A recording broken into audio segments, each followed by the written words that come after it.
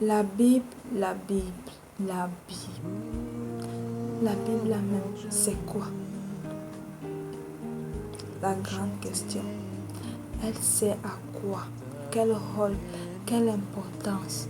Quelle utilité? Ça, avant de commencer, je vais prendre deux portions d'écriture dans 2 Corinthiens chapitre 10 verset 4 en 5 qui dit « Les armes avec lesquelles j'ai à combattre ne sont pas les armes charnelles, mais elles sont puissantes par la vertu de Dieu pour renverser les forteresses. Je renverse tout raisonnement et tout auteur qui s'élève contre la connaissance de Dieu et j'amène toute pensée captive à l'obéissance de Christ. » Les armes avec lesquelles j'ai à combattre ne sont pas les armes charnelles, mais elles sont puissantes par la vertu de Dieu. L'arme qui m'a été confiée, c'est la parole, c'est l'évangile de Dieu, puissante par la vertu de Dieu pour renverser les forteresses. Je renverse les raisonnements et tout auteur qui s'élève contre la connaissance de Dieu. Pourquoi? Le premier moyen par lequel le monde et le prince de ce monde privent les âmes de leur salut, c'est par la pensée. Parce que quand la pensée est touchée, on est vulnérable. Tu vois un peu. Et il y a aussi Jean 10, 27 qui dit je connais mes brebis me connaissent, elles entendent ma voix, elles me suivent. Même si je voudrais que de cet entretien, tout le monde croit. Mais malheureusement, pour moi c'est triste, mais c'est la réalité. Tout le monde ne peut pas être avec moi. Mais les brebis du Seigneur qui m'écoutent, eux, ça ne va pas les laisser indifférentes. Alors je vous convie, je t'en prie, bien-aimé, écoute-moi avec une disposition de cœur, n'est-ce pas? Ne m'écoute pas avec les définitions, les raisonnements prédéfinis du monde. Jésus, il dit quoi? Que garde ton cœur plus que tout parce que c'est de là que vient la source de la vie, non? Et il change quoi? Il change le cœur de pied en corps de chair, non? Et quand il veut entrer dans ton cœur, quand il veut entrer dans ta vie, il dit, il veut entrer où? Ou bien il veut entrer par où? Il veut entrer dans ton cœur, n'est-ce pas? Alors écoute-moi avec le cœur et je te rassure que tu ne sortiras pas le même. Pourquoi? Il est écrit, la parole de Dieu est vivante, efficace, elle est plus tranchante que toute épée à double tranchant. Elle va produire en toi le changement qu'il faut. À la fin de cet entretien, je t'assure, tu ne seras pas le même. Rassure-toi. Bon, pour, n'est-ce pas, m'expliquer, je vais d'abord m'établir sur 3 voies, tu vois. Ensuite, maintenant, au cours du traitement du sujet, je vais converger maintenant mes propos dans cette voie unique qui va répondre à cette interrogation. La première voie, c'est définir la Bible comme un ouvrage qui contient des textes dogmatiques créés par l'homme blanc pour dompter et servir l'homme africain afin de le dépouiller de ses richesses, de ses avoirs. Et la deuxième voie, c'est avant la deuxième voie. Est-ce que tu ne vois pas des personnes à la peau blanche servir Dieu d'une manière ou d'une autre? Bien sûr que oui, n'est-ce pas? Tu comprends donc que les raisonnements dont parlait 2 Corinthiens, ce sont ce genre de raisonnements-ci, qui sont contre la connaissance de Dieu. Tu vois un peu. Parce que comment il crée quelque chose pour faire du mal, mais lui-même il utilisait cette chose. Mais poursuivons. La deuxième voie définit la Bible comme un livre contenant des textes sacrés et religieux. Et enfin, la troisième voie définit la Bible comme la voie et les prescriptions de Dieu pour l'homme qui est son fils et sa fille. Maintenant, de ces trois voies, n'est-ce pas, on va également trouver trois catégories de personnes.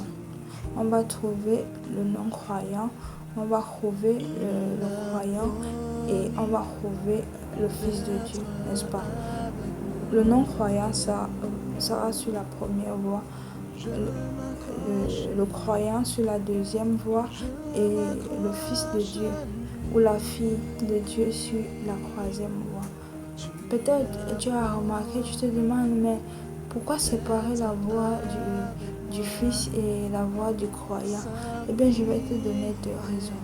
La première raison est que croire, n'est-ce pas, ce n'est pas une identité unique aux croyants. Parce que Jacques 2, verset 19 révèle que les démons croient qu'il y a un seul Dieu et ils tremblent.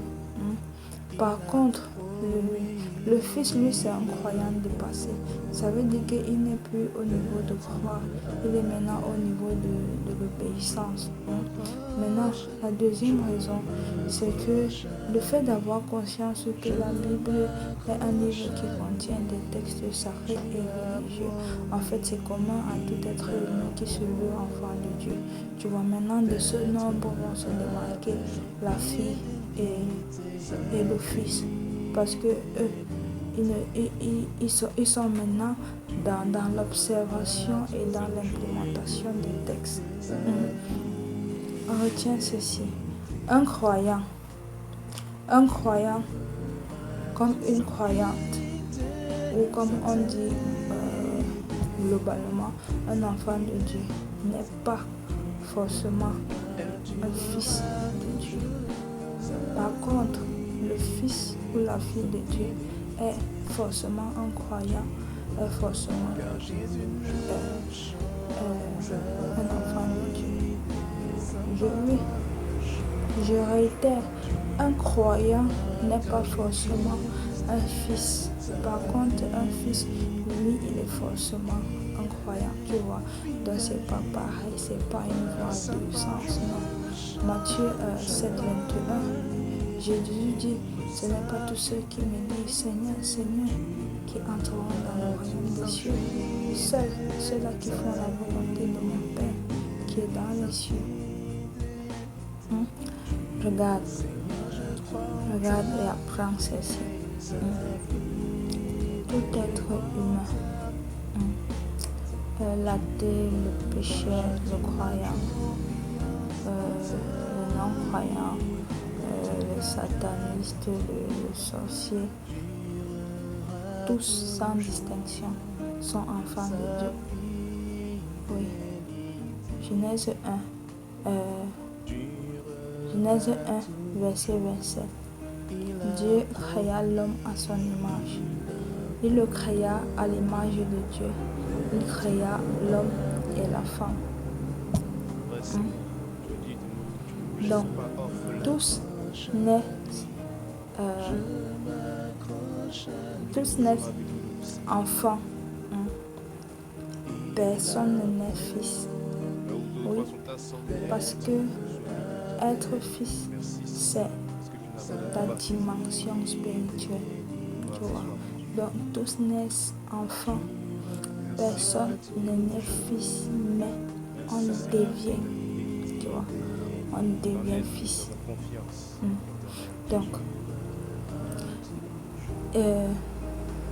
devenir fils maintenant renvoie à quoi en fait? Devenir fils renvoie à naître de nouveau, à naître de l'esprit, non plus de la chair, afin de t'octroyer, de t'approprier cette dimension spirituelle.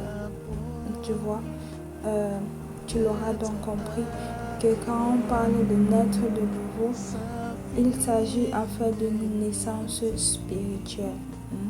C'est-à-dire, tu n'es né plus physiquement en vue du corps, n'est-ce pas? Tu nais maintenant spirituellement en vue de l'esprit. C'est d'où Jean 1, verset 12 à 13 va prendre son sens pour dire à tous ceux qui l'ont reçu, à tous ceux qui croient en son nom, elle a donné le pouvoir, d'autorisation, le droit de devenir enfants de Dieu, lesquels sont nés non du sang, ni de la volonté de la chair, ni de la volonté de l'homme, mais sont nés de Dieu. Tu vois, à première vue, n'est-ce pas, au sens littéraire, ce verset semble s'expliquer terre à terre, mais si tu te rapproches un peu de près, n'est-ce pas, et que tu prends garde, tu t'en rendras compte en fait qu'il y a une notion cachée. Tu vois un peu, il y a un peu une zone fragile. Donc, on va commencer par mettre les pendules à l'heure, afin que nous tous, nous soyons au même niveau. Commençons par pouvoir de devenir enfant de Dieu. Le enfant, ce n'est pas l'enfant commun à tous là. Non. Ici, c'est l'enfant fils. Donc, je peux reprendre l'extrait. Pouvoir de devenir fils de Dieu. J'ai dit qu'on devient quoi? Qu'on devient fils, non? Maintenant, pouvoir de devenir à tous ceux qui l'ont reçu, à tous ceux qui croient à son nom, n'est-ce pas? Maintenant, à tous ceux qui l'ont reçu. Ok, reçu quoi? Et reçu qui? Reçu la parole qui est Jésus. Et Jean 1,14 et Jean 1,1. Ensuite, à ceux qui croient en son nom. Ok, à ceux-là, mais qui? Mais à cette spécificité des personnes qui veulent passer à un niveau supérieur afin de se distinguer de la masse. Et ils font quoi? Ils croient en quoi? Ils croient en un nom. Quel nom? Mais au nom de la parole qu'on a vue là, Jésus, et le nom a fait quoi? Ça sauve. Ça sauve. Attends. Donc, à tous ceux qui l'ont reçu, à ceux qui croient en son nom, ça veut dire que je dois le recevoir et je dois croire. Déjà, si je ne fais pas ces deux choses-là, ça ne me concerne pas. Je ne suis pas de cette c'est vous qui avez fait le français. Je ne suis pas de cette spécification-là. Oui, frère. Oui, ma soeur. Tu n'es pas dans cette spécificité-là. Ça, les noyeurs. Oui, les noyeurs. C'est vrai qu'on les a laissés là-bas sur les bancs. Mais même dans l'école de la vie, eux sont là. Ils ne finissent pas. Eux sont là. Elle a donné le pouvoir d'être enfant de Dieu. C'est vrai. C'est sûr. Oui. Non, l'autre là, c'est propre. Voilà 2,26. Vous êtes tous fils de Dieu par la foi en Jésus-Christ. Ok. Ni non du sang, ni de la chair, ni de la volonté humaine, mais de Dieu. N'est de Dieu qui n'est commun. Dieu lui-même est dans mon commun. Jean 4, Dieu est l'esprit. Donc, tous ceux qui sont nés de Dieu sont donc nés de l'esprit. Donc, il ne s'agit plus d'une naissance physique pour un corps, pour le corps. Il s'agit maintenant d'une naissance spirituelle. Pourquoi? Pour l'esprit. Jean 3, 26, 9. Ce qui est né de la chair est chair, ce qui est né de l'esprit est esprit. Donc, tu vois quoi là? Tu vois la naissance de l'enfant naturel à la naissance de l'enfant surnaturel. Tu vois quoi là? Le passage de l'enfant de Dieu à fils de Dieu. Le fils de nous parlait d'un mais vraiment, là n'est pas le sujet traité aujourd'hui, n'est-ce pas? En fait, je voulais ici que tu appréhendes le parcours approfondi du Fils, contrairement au parcours élémentaire de l'enfant. Mais non panique, pas de panique. Et j'ai déjà traité ce sujet dans l'une de nos vidéos où je parle de voici comment commencer une relation. Voici comment commencer une relation avec Dieu. C'est disponible sur YouTube, sur notre chaîne Amour Divin et en partie intégrale, n'est-ce pas? Et c'est aussi disponible sur ce compte en plusieurs parties et aussi sur Facebook, aussi en plusieurs parties.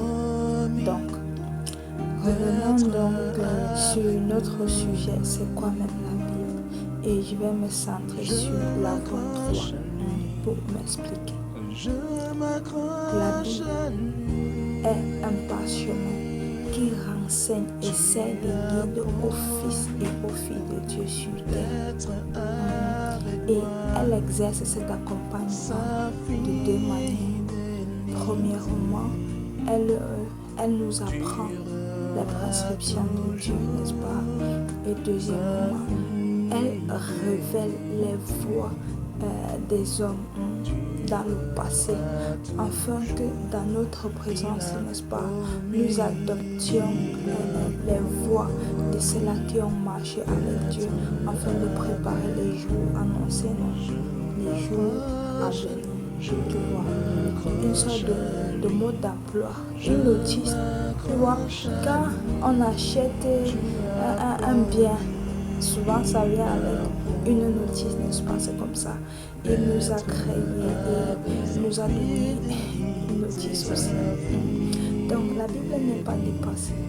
La Bible est prophétique et elle est vivante. Voilà encore un raisonnement dont parle de Corinthiens, dont on a parlé là, que la Bible est dépassée.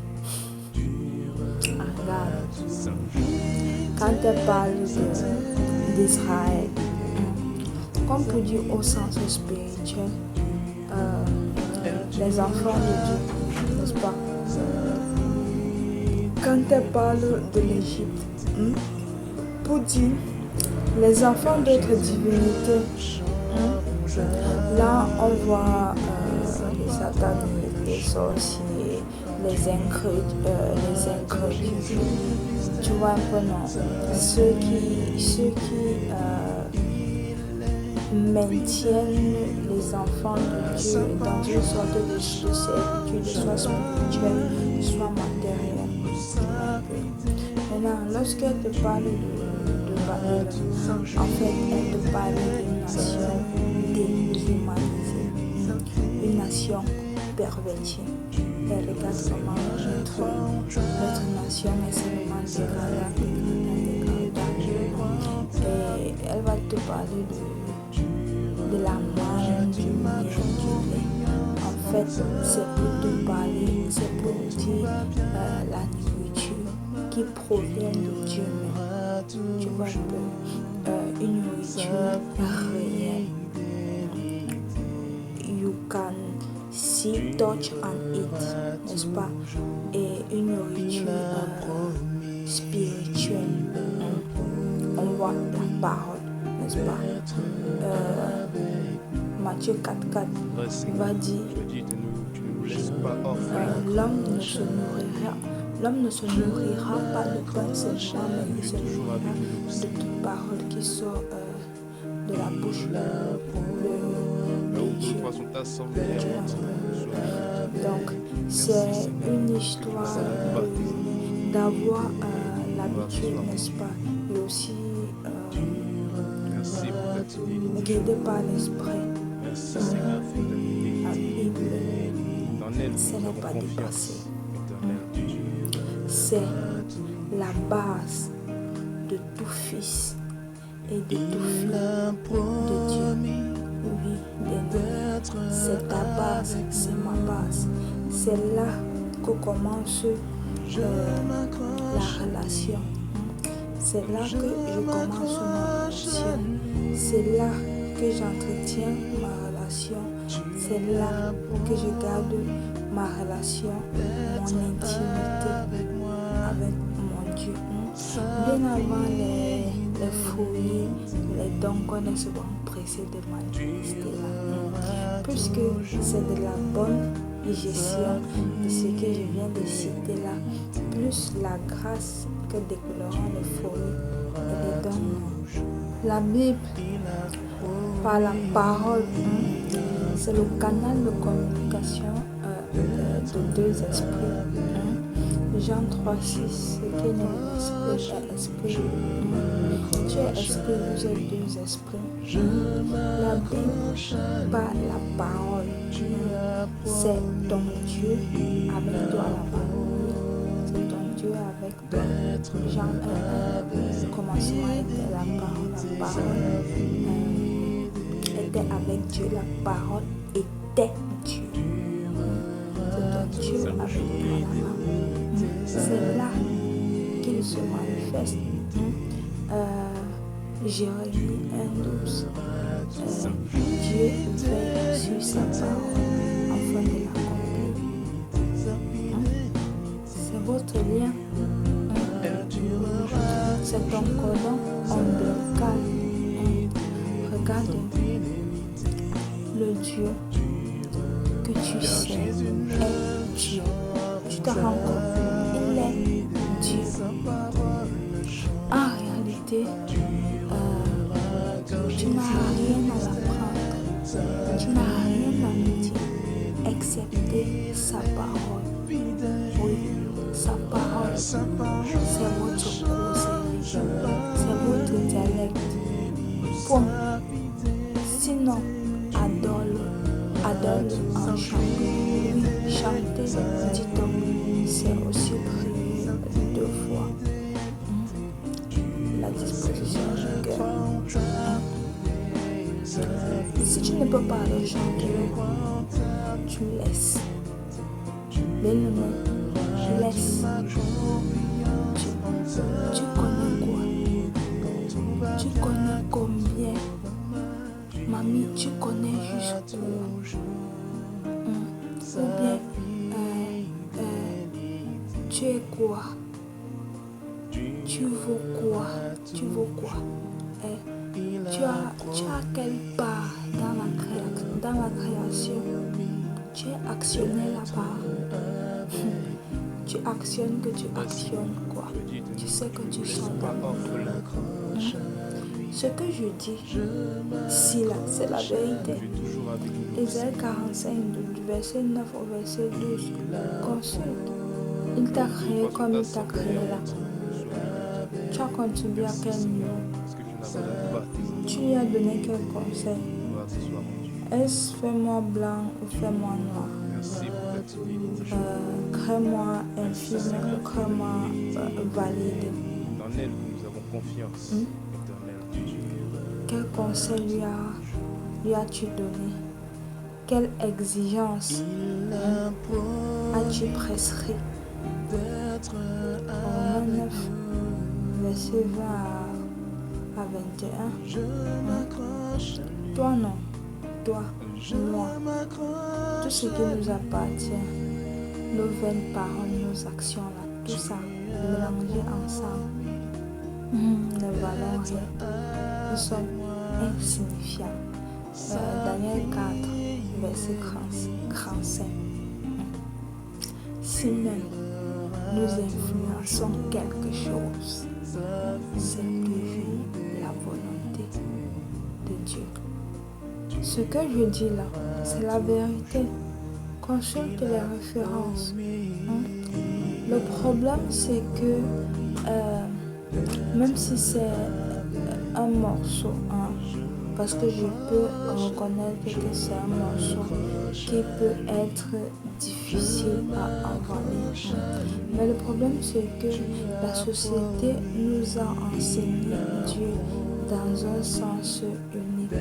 C'est-à-dire, il nous a appris que l'homme peut s'estimer quelque chose au point où se placer dans une certaine disposition là pour désigner les choses qu'il va demander à Dieu.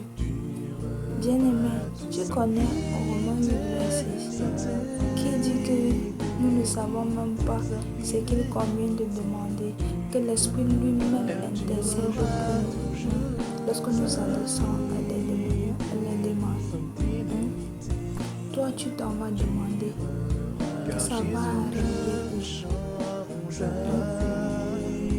L'Esprit, Romains 8, verset 6, l'Esprit nous soutient dans nos faiblesses, car nous ne savons pas ce qu'il convient de demander. Alors il intercède pour nous par des soupirs inexprimables.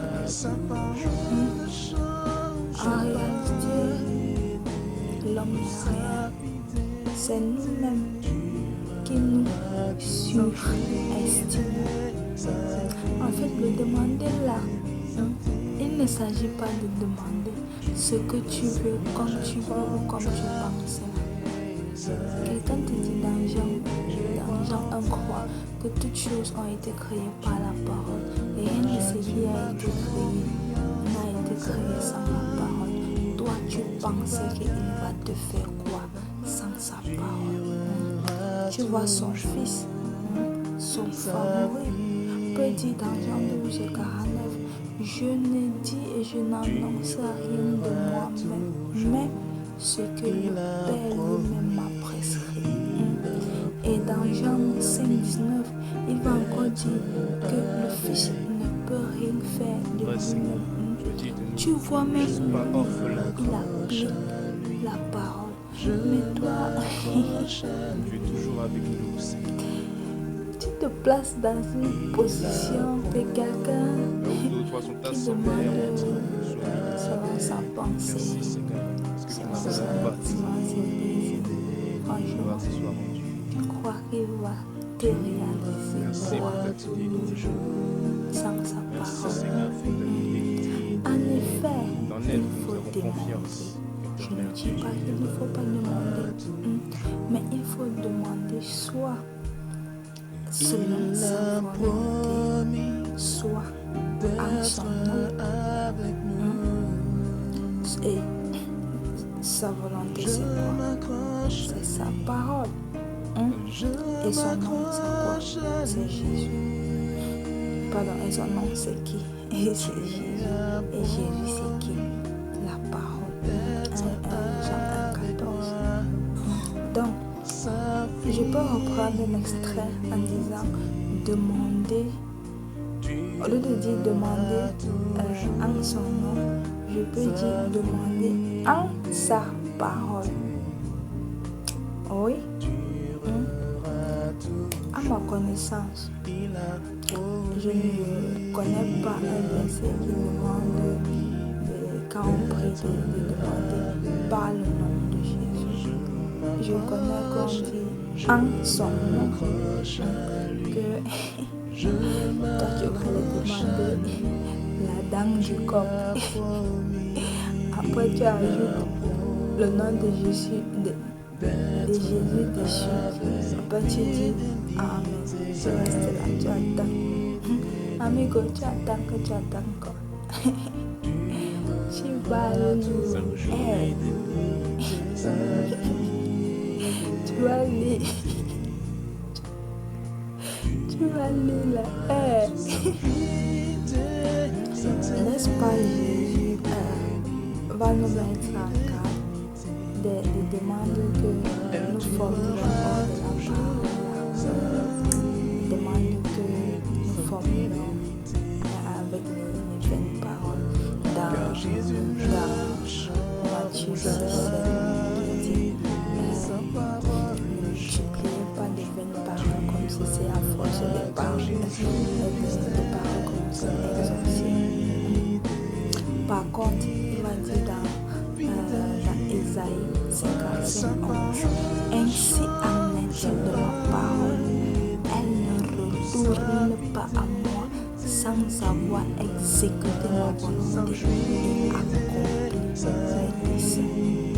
Maintenant, la parole retourne à Dieu comment elle retourne à Dieu quand Dieu la lui rappelle. Maintenant, elle ne retourne pas sans avoir exécuté ma volonté. Sa volonté, c'est quoi? C'est ce que dit la parole. Donc, le fond de la parole, voilà. Et accomplir mes desseins. Le dessein, c'est quoi? Ça veut dire la réalisation, la manifestation de la parole, n'est-ce pas? De l'inexistence à l'existence. Does it? On va prendre un exemple.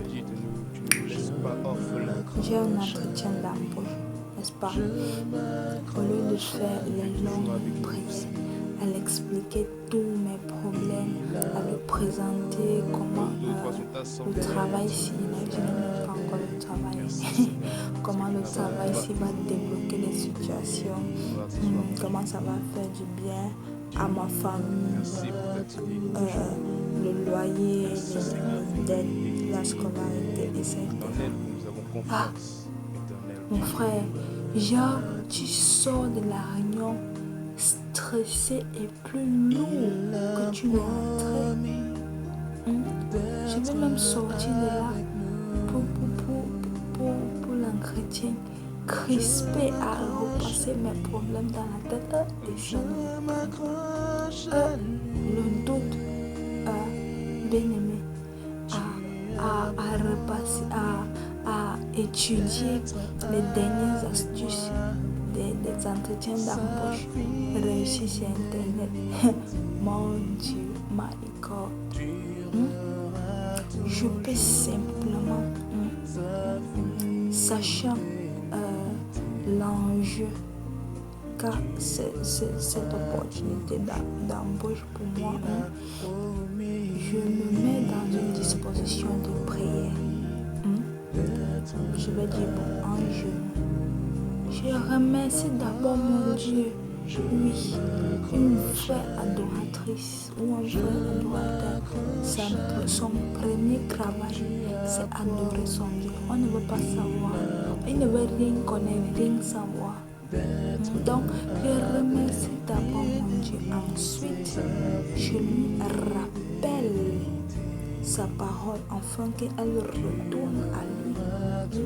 Je peux commencer par 1 Thessaloniciens, si je ne me trompe pas, 4, versets 11 à 12, où tu dis Seigneur, tu me recommandes de mettre tout mon honneur à travailler, de mettre tout mon honneur à vivre en paix, à travailler de mes propres mains et à m'occuper de mes propres affaires, en sorte que je sois indépendante et que je puisse me conduire honnêtement. Voilà l'opportunité de travail que toi-même tu as mis sur ma voie, Père. Tu lis dans Josué 1, verset 3, que tout lieu que touchera la plante de mon pied, Seigneur, tu me le donnes. Et dans Matthieu 9, 23, tu dis, tout est possible à celui qui croit. Oh, Abba Père, je crois. Alors non moi, mais ta volonté. Non moi, mais ta parole et ta grâce. Ah! Tu connais la dose de comment dire, tu connais la dose de confiance, la dose d'assurance que je serai sortie avec de cette prière. Je vais seulement partir à l'entretien là, je ne vais pas seulement remplir les formalités, non. Là, l'employeur là, non, c'est seulement moi. C'est seulement moi qui l'attends. Ouais, Seigneur, je dis de nous, Tu vois un peu là. orphelin. Dieu il est sensible à sa parole. Tu es toujours avec nous, Seigneur. Fils et filles de Dieu comprennent Là où deux ou trois sont assemblés en mon nom, et je vais nuancer. Je vais nuancer un peu. Ah, le français ici, maman. It's not easy. merci pour la vie. One day try you. Merci, Seigneur, fidèle. Bon, je vais nuancer un En elle, nous avons confiance. pour les bébés fils et les bébés filles là, que je risque de froisser. This one, ça là, ça ne vous concerne pas. Parce que vous pouvez encore connaître les difficultés à prier avec la parole. Et pour le moment, Dieu tolère. Il sait que vous êtes encore au lait et c'est très normal. C'est bon, c'est posé. Voilà. Sois fier. Tout fils et toute fille passe par là. Donc profite-en. C'est la maison familiale. Le tapioca. Ceux qui sont concernés, c'est ceux qui doivent déjà être à la nourriture solide. Ce sont les adultes spirituels. Ou bien, tu croyais que le lait que tu prenais là, c'était pour t'amplifier. C'était pour que tu prennes un poids, tu grossisses. Syntaxe erreur. 1 Pierre 2, 2. Désirez comme les enfants nouveau-nés le lait spirituel. Bon, dans certaines versions, on va dire le lait pur. Désirez comme les enfants nouveau-nés le lait spirituel, le lait pur, afin que par lui vous grandissez. Tu dois grandir. Oui. Ésaïe 7, verset 14 à 15. Et le Seigneur nous enverra ici. La Vierge sera enceinte et elle enfantera un fils. Là-bas, ce n'est pas ça qui nous concerne trop. C'est la partie où on dit que l'enfant se nourrira du lait et du miel jusqu'à ce qu'il sache discerner le bien et le mal. Un petit quote, non, je ne sais pas comment on dit ça en français. Regarde, là on dit qu'il se nourrira du lait. Tout à l'heure, j'ai parlé du langage à peu près posé. Quand on parle de manne, de miel, de lait, de sauterelle, tu vois que c'est la nourriture réelle aussi, la nourriture soulière. Tu vois qu'ici, on dit qu'il se nourrira du lait et du miel. Oui, jusqu'à ce qu'il sache discerner le bien et le mal. Ça, quoi, il voit que je mange le lait et le miel. Si il ne s'agit pas d'une nourriture qui vient de Dieu, je suis nourri de Dieu. Non seulement d'une nourriture physique, mais d'une nourriture spirituelle qui est la parole. Et quand on voit l'enfance de Jésus, tu connais qu'on entend dire qu'il enseignait les synagogues, tu vois un peu. Bon, ça c'était juste un peu. On revient. Il se nourrira du lait et du miel jusqu'à ce qu'il sache discerner le bien et le mal. Et Hébreu, je pense, Hébreu 5. Là où deux ou trois sont assemblés en mon nom, Excusez-moi, merci la Seigneur. précision m'échappe. Ça va nous baptiser. Hébreu 5 qui dit Gloire ce soir.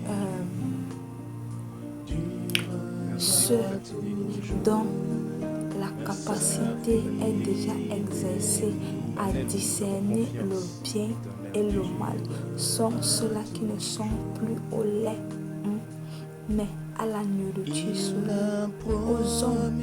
Tu vois un peu, pour te faire comprendre quoi, que il y a une croissance. Donc ceux qui dont la capacité est déjà exercée à discerner le bien et le mal, là, ce sont ceux qui ont grandi pour discerner ça. Maintenant, pour Jésus, on disait que quoi? Il se nourrira du lait et du miel jusqu'à ce qu'il sache discerner le bien et le mal. Et il se dit, oui, voilà. Tu vois que il y a quoi? On demande de grandir. Donc, si le Fils même, si Jésus même a eu besoin du lait, à plus forte raison, toi qui as encore le lait qui est normal là, mais l'adulte qui ne fait que prendre le poids sur place, c'est à lui que je parle. C'est bien, à plus forte raison, toi tu as besoin du lait. Mais comme il a grandi, toi aussi tu dois grandir. Comprendre? Donc moi je considère que tu es grand. Parce que dans l'école du Saint-Esprit, il n'y a pas les obéis. Tu es où tu dois être. Si tu n'es pas, tu es dans le sens inverse. Ça veut dire que si tu devais être ici, n'est-ce pas, pour profiter des bienfaits qui vont avec, mais que toi tu es ici, tu vas profiter des malheurs qui vont avec. Tu vois, il n'y a pas de retard là-bas. On n'est pas obèse, il n'y a pas de surpoids. Bon. L'homme n'est rien sans son bord. Ok. Le fils et la fille aussi ne sont rien sans leur vie. Le fils n'est rien sans son bord. Prends ça comme ça et comprends ça comme ça. Et ça va donc t'éviter de te tromper toi-même en pensant que comme tu as encore du mal à décoller avec la Bible là, que tu peux compenser ça en écoutant les enseignements, les émissions, en partant à l'église, en lisant les magazines, les trucs, non, les apports à caractère religieux. Mamie, tu mens. On ne compense pas ça, on ne remplace pas ça. Les apports que je citais là, ou que je n'ai pas cités aussi, ce sont les compléments pour la sauce. Là où deux ou trois sont assemblés en mon nom. Tu connais la sauce? Merci Seigneur, parce que tu n'as pas nous baptiser. Voilà. Gloire ce soir, mon Dieu. La Bible, n'est-ce pas? C'est la Merci pour ta divinité. et le repère Merci Seigneur pour ta divinité. d'un fils et d'une En fille elle, de nous Dieu. avons confiance éternelle. Prends conscience, bien-aimé, et prends également garde. Sinon, tu crois que le prince de ce monde, le diable et compagnie prennent la peine pour saboter la parole de Dieu pour eux. Non, tu crois qu'il va falsifier la parole de Dieu, il va introduire les faux enseignants de la parole de Dieu. Est-ce que c'est la source? Non. Parce que c'est la fondation. Quand la source est souillée, il devient exposé à la souillure. Quand la fondation est sabotée, il devient exposé au risque. Tu connais les fils et les filles de Pierre, acte 17, 11. Il reçut la parole avec beaucoup d'empressement et il examinait tous les jours ce que les apôtres enseignaient. Voilà comment doit être chaque fils et chaque fille en tout ce qui concerne Dieu. Je dis bien en tout, sans exception. Et l'avantage, c'est que Dieu n'a qu'une seule parole et un grand-père. Donc, tu peux facilement détecter quelqu'un qui va interpréter le sable dans le tapioca. Quelqu'un avait dit que quand tu vois le sel, tu crois que c'est du sucre. Mais c'est quand tu mets dans la bouche que tu vois que ce n'est pas le sucre, que c'est du sel.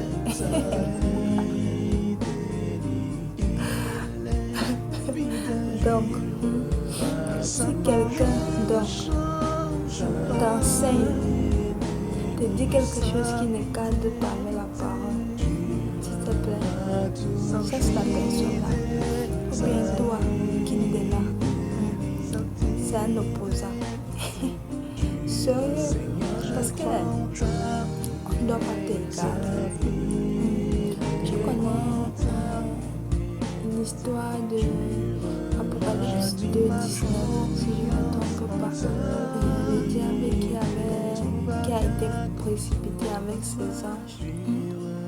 Tu sais que le diable, il a péché, il faisait ci contre Dieu, il faisait ça. Mais on dit quoi des anges? À part qu'il suivait le diable, il servait le diable. On ne dit rien. Est-ce que Dieu a cherché à les accorder une audience, l'occasion de s'expliquer que comment ça s'est... Pourquoi vous avez servi le diable? Qu'est-ce qui s'est passé pour qu'elle dise que non, c'est parce que non, il les a seulement précipités avec lui, avec le diable. Déjà, mouiller, c'est mouiller, il n'y a pas de verset. Donc, c'est pareil avec toi. Tu te fais égarer ou tu t'égares toi-même, tu te souilles et tu es éligible pour l'enfer.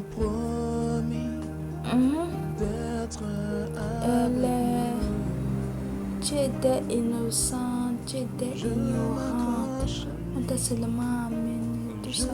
Aujourd'hui là, non, ça ne compte pas.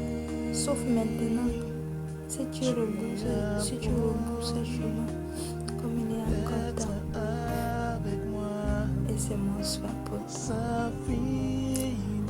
Maintenant, je m'adresse aux fils et aux filles de Dieu là, qui ont encore du mal à décoller avec la Bible. Que tu te sentes lourd, que la langue de la Bible est complexe. Tu lis, tu ne comprends pas, ça te donne sommeil. Si ça peut te consoler. Souvent, on est consolé quand on connaît que la difficulté qu'on traverse, on n'est pas seul à la traverser. Par exemple, quand on coupe la lumière. Ah non, c'est coupé chez toi. Là, tu es tranquille. Non, c'est coupé chez le voisin. C'était comment chez toi là? C'était pas bon. Le dit qu'elle a fait là. Bon, revenons. Si ça peut te consoler, tout fils et toute fille de Dieu passe par là. Regarde-le. acte 8, verset 30 à 31, on nous parle d'un Éthiopien qui lisait la Bible sans comprendre jusqu'à ce qu'il soit assisté par Philippe. Donc mon conseil pour toi qui traverse encore ça, c'est que persévère. Et dis-toi qu'amour divin est à côté en cas de besoin. Crois-moi, si c'est par l'esprit que les hommes ont écrit la Bible, n'est-ce pas? C'est aussi guidé par l'esprit que tu pourras découvrir la terre.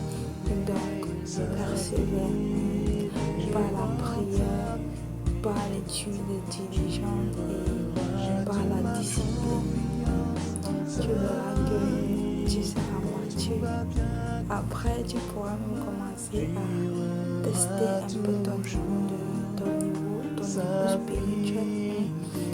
Au vu de la façon que tu vas t'en rendre compte que tu comprends la Bible, tu tires les leçons aussi, la soif de connaître plus des livres et l'amour de Dieu qui va croître en toi. Tu sauras que c'est comme si je suis en train d'avancer aussi. Je ne dis pas que c'est ta facilité à lire ou à comprendre la Bible qui détermine ton niveau spirituel. Non, je ne dis pas ça. Mais je suis en train de dire que ça peut t'aider à te donner une idée sur ton évolution spirituelle. C'est ça que je dis.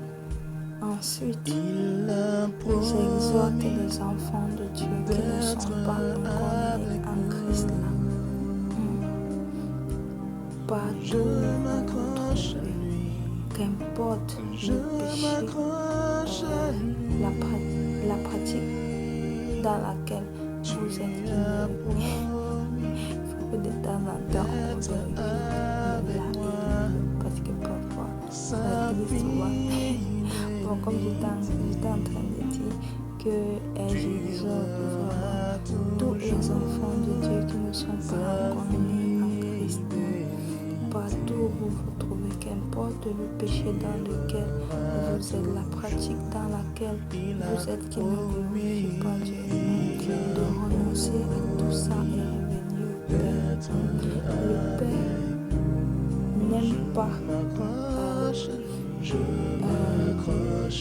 le péché, mais il aime le péché, car il ne dit que ce n'est pas les bien portants qui ont besoin de médecin, mais les malades, les cancers, pour le péché, non pour le juste. Revenons à Christ. Et maintenant, je vais rappeler que je n'ai pas le monopole du savoir. Non, la Bible dit que je connais en partie. Donc je ne suis pas en train de circonscrire par l'entretien qu'on a eu. Je ne suis circonscrit par les versets aux explications que j'ai données, comme si quelqu'un d'autre ne peut pas utiliser le même verset pour apporter une édification différente ou bien une plus-value. Bien que nous avons différents mandats, nous avons également différents dons de grâce qui va avec chaque mandat. Ça passe. Le français, la personne qui s'est dans le voyage, j'espère que tu as compris. Donc, même si nous travaillons d'une façon différente, selon le don de grâce que Dieu a déposé en nous et selon la mission qu'il a assignée à chacun. Même si on le fait différemment, mais nous travaillons mutuellement pour le corps du Christ. D'accord? Et j'espère t'avoir été utile. J'espère avoir éclairé ta lanterne. J'espère avoir amélioré ta vie spirituelle. Vrai Seigneur, tu as dit tu ne nous laisses pas I love orphelins. you all. Je vous aime tous de l'amour de Dieu. Tu es toujours avec nous, Seigneur. Shalom.